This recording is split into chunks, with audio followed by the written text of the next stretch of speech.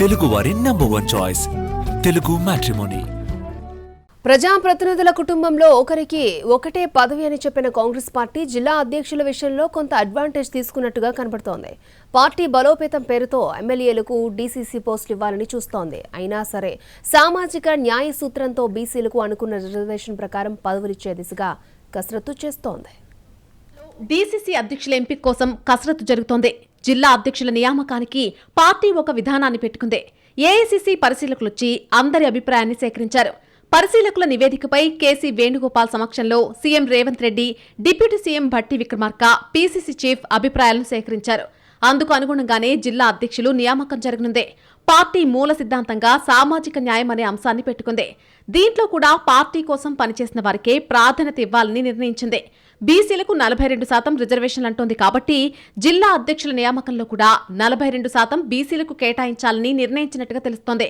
అయితే DCC president నియామకంలో party కొన్ని మినహాయింపులు తీసుకున్నట్టు కనపడుతోంది. బలమైన జిల్లా అధ్యక్షుడు ఉండాలంటే ఎమ్మెల్యేలకు ఆ బాధ్యతలు అప్పగిస్తే కలిసొస్తుందనే పార్టీ ఆలోచనగా తెలుస్తోంది. దాంట్లో భాగంగానే కొంతమంది ఎమ్మెల్యేలకు జిల్లా అధ్యక్షుల పదవులివ్వాలని నిర్ణయించినట్టు పీసీసీ చీఫ్ తెలిపారు.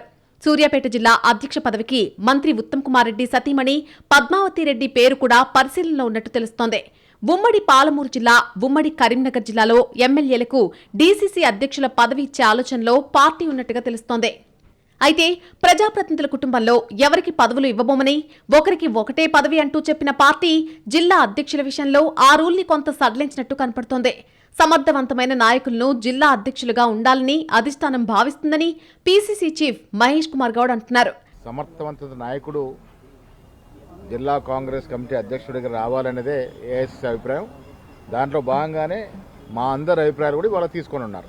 5 ఏళ్ళు కనీసం పార్టీలో పనిచేస్తుండాలని నిబంధన కూడా ఉంది. బట్ ఇప్పుడు తెలంగాణ విషయానికి వచ్చినప్పుడు కొన్ని చోట్ల సమర్థవంత నాయకత్వం ఉండి కొంత అటు ఇటుగా వెసులుబాటు అవసరం ఉన్నప్పుడు కూడా ఏఐసీసీ తుందని తీసుకుంటారు. మా అభిప్రాయ సేకరణ ఇవాళ అవుతుంది. తర్వాత వాళ్ళు కసరత్తు చేసి ఈ నెలాఖరులోగా ఇచ్చే అవకాశం ఉంది. కనీసం 6గురితో వారు ఏఐసీ అబ్జర్వర్స్ లిస్ట్ తీసుకొచ్చినారు. ఆ 6గురిలో ఓసీలు ఉంటారు, బీసీలు ఉంటారు, ఎస్సీలు ఉంటారు, ఎస్టీలు ఉంటారు, మైనార్టీలు ఉంటారు, మహిళలు ఉంటారు. ఇవన్నీ వడబోసిన తర్వాత రాష్ట్రాన్ని యూనిట్గా తీసుకొని దాంట్లో సోషల్ ఇంజనీరింగ్ ఉంటుంది, మహిళలకు అవకాశం ఉంటుంది, అన్ని రకాల వర్గాలకు అవకాశం ఇచ్చే దశగా కసరత్తు ఉంటుంది. గ్రేటర్ హైదరాబాద్ లో 3 జిల్లాలను చేసింది కాంగ్రెస్ పార్టీ. దీంట్లో ఒకటి బీసీకి ఇచ్చే అవకాశం ఉంది. ఉమ్మడి నల్గొండ జిల్లాలో సూర్యాపేట పోస్టు ఉత్తమ్ పద్మావతికి కేటాయిస్తే నల్గొండలో రెడ్డి సామాజిక వర్గానికి ఇస్తారని ప్రచారం జరుగుతోంది. యాదాద్రి భువనగిరి జిల్లా అధ్యక్ష పదవిని బీసీకి ఇచ్చే ఆలోచనలో ఉందని సమాచారం.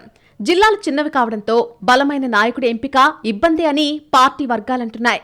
సామాజిక న్యాయంతో పదవులివ్వాలని భావించిన పార్టీ స్థానిక సంస్థల ఎన్నికల కంటే ముందే జిల్లా అధ్యక్షుల నియామకాన్ని పూర్తి చేయాలని కసరత్తు చేస్తోంది. ఈ నెలాఖరు లేదంటే నవంబర్ మొదటి వారంలో జిల్లా అధ్యక్షుల నియామకం కొలిక్కొచ్చే అవకాశం ఉంది.